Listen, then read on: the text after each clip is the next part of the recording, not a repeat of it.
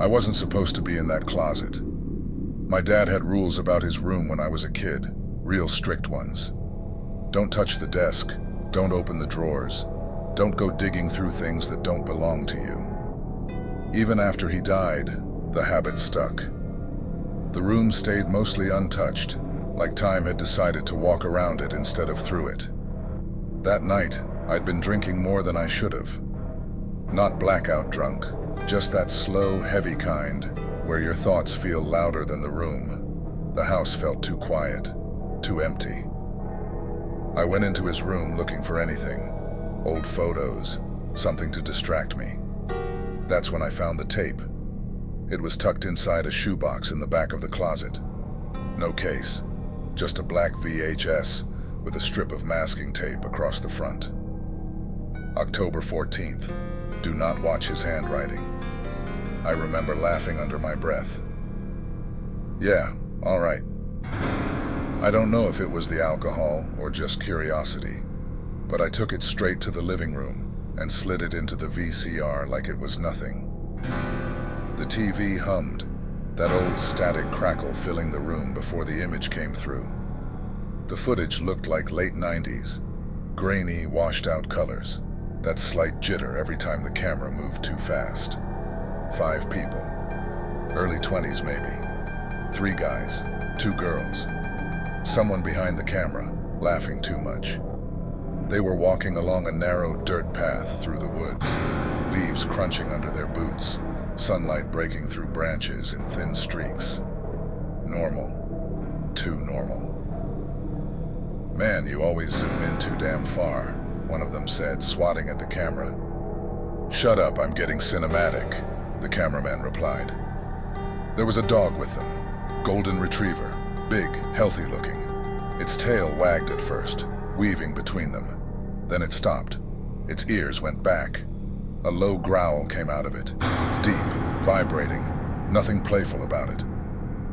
Ranger? One of the girls said. What's wrong with him? The camera turned. For a second, just a second, you could see it. A deer, standing between the trees. But it wasn't grazing, it wasn't moving, it was just watching. The camera zoomed in too far, blurring it, then adjusted. The deer's head tilted slightly, too slow, too deliberate. Ranger barked once, then bolted, straight into the woods. Ranger! Hey! Ranger! The group took off after him, the footage turning chaotic, branches snapping against the lens, breath getting louder, panic creeping into their voices. At first it sounded like concern, then it turned into something else. They found him, or what was left of him. The camera dropped for a moment, catching nothing but dirt and boots and shaking hands. Someone screamed, a full, guttural scream that didn't sound human anymore, just pure shock. When the camera lifted again, it caught it. The thing. It was hunched over, its back to them. Tall, too tall even like that. Its spine pushed up under its skin like it didn't fit right. Its front limbs were wrong, longer than they should be, bending at strange angles. It wasn't eating the dog. It was pulling it apart. Slowly, deliberately, like it was trying to understand how it worked. The sound Ranger made, what was left of him, cut off suddenly. One of the guys gagged. Another whispered, That's not a deer." The creature stopped. Its head turned. Not quickly, not like an animal reacting. It turned slowly, like it had all the time in the world. Its face. I wish the tape had blurred right there. I wish it had cut. But it didn't. The eyes were too forward, too focused. The mouth hung open slightly, showing teeth that didn't match anything natural, flat in places, sharp in others. Its jaw looked loose, like it could unhinge further if it wanted to. It made a sound, a whistle, short, sharp. One of the guys, same pitch, same tone as his earlier call. "Ranger, come back." Perfect. One of them screamed, grabbed a rock, and charged. He brought it down hard against the back of its head. The sound, It wasn't bone. It wasn't flesh. It was something in between, like hitting wet wood. The creature dropped instantly. Didn't flinch. Didn't twitch. Just off. The camera shook violently. Everyone was breathing too fast, talking over each other, voices breaking. Is it dead? What the fuck is that? We need to leave. Right now. The next scene made my stomach turn. It was dark now. Inside a house. Looked like a cabin. It was the same group and the same camera. There was something on the floor, covered with a thick blanket. Ice packs stacked on top, melting into the fabric. Why did we bring it here? One of them whispered. Because no one's gonna believe this, another said. We show them. This changes everything. It was watching us before we even saw it. The camera moved closer, slowly. Okay, just be ready. One of them held a rifle, hands shaking so bad the barrel kept drifting. Another wore rubber gloves, like the kind you'd wash dishes with. They grabbed the edge of the blanket, pulled it back. The thing was lying on its side. Its eyes were open. Not wide, just open, staring directly at the camera. I felt my chest tighten sitting there on my couch. Even through the screen, it didn't feel like it was looking at the person filming. It felt like it was looking at me. The guy with the gloves crouched down, swallowing hard. It's not breathing. He reached out, touched its face. The skin shifted under his fingers, too loose, like it wasn't attached properly. He tilted its head slightly. The eyes didn't move. They stayed locked forward. The rifle guy stepped closer. If it moves, I'm putting it down. The creature's mouth twitched, just a little. The room went completely silent. Then, its chest expanded, not like breathing, like something inside it was pushing outward. The jaw opened slowly. From deep inside its throat came a voice. It was clear and perfect. Ranger, come back. The exact same voice from earlier. One of them started sobbing. The tape began to warp, lines tearing through the image, a high-pitched whine filling the audio. The creature's eyes flicked, not to the people in the room, to the camera. The screen froze, right there, its mouth still open. I've been hunting these woods since I was 16. Monongahela isn't just a forest to me. It's muscle memory. The way the fog settles in the low places. The smell of wet leaves just before dawn. The ridge we always hike to, 5 miles in on foot. No shortcuts, no roads, no tourists. A place you earn. That ridge raised us. So when I said, I miss this place so much, I've been getting the itch all week to go back hunting again. I meant it. Eli laughed and slung his pack higher on his shoulder. The itch? I never knew you'd be so excited to kill shit again. His brother Mark snorted. Damn, you that much of a psycho killer? I shook my head. Bro, I'm hunting to fucking eat, not for fun, you idiot. Same old jokes, same old rhythm. That's how it's always been with us. Me, Mark, and Eli. 2 brothers and the kid who grew up glued to their hip. Lifelong friends. Dozens of trips up this ridge. We knew every deer trail, every break in the trees. Or at least we thought we did. About an hour before we reached our usual clearing, we saw something none of us had ever seen before. A fence line. Chain link. Rusted but solid. Wrapped in barbed wire like someone had gone out of their way to keep things in. Or out. A weather-beaten sign hung crooked in the center. Oh, come on, man, Mark said immediately. The hell? Eli added. Why would they fence this off? Probably because some dumb, drunk hunters fucked it up for everyone else, Mark said. I stopped walking.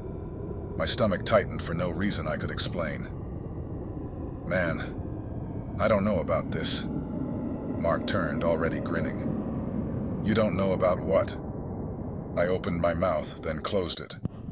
I had nothing. Just that feeling. That pressure behind the eyes like the woods were holding its breath. Eli shrugged. Exactly. So come on. Mark pulled out his knife, big, heavy thing he loved too much, and jammed it into the lock. With a grunt and a hard twist, the metal snapped.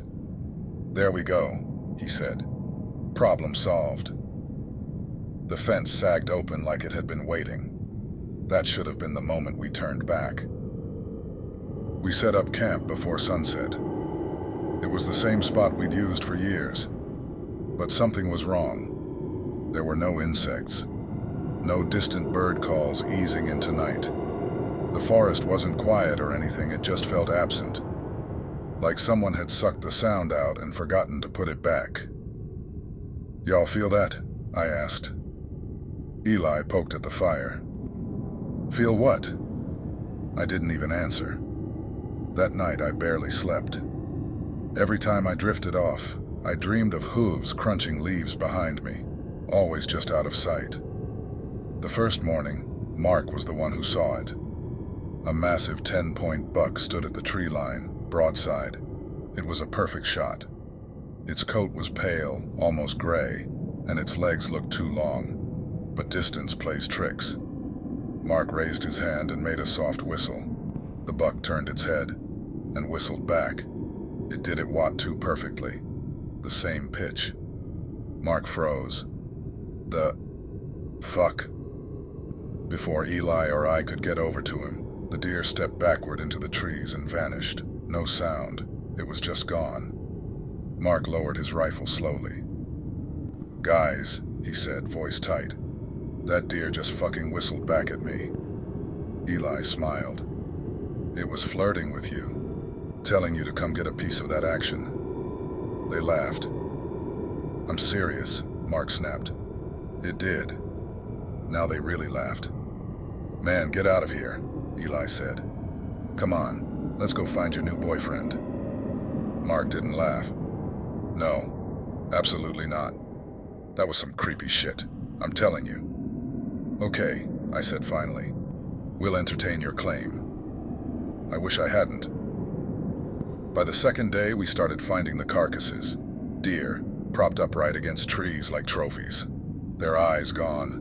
Lower jaws ripped clean out. No blood pooling. No signs of scavengers.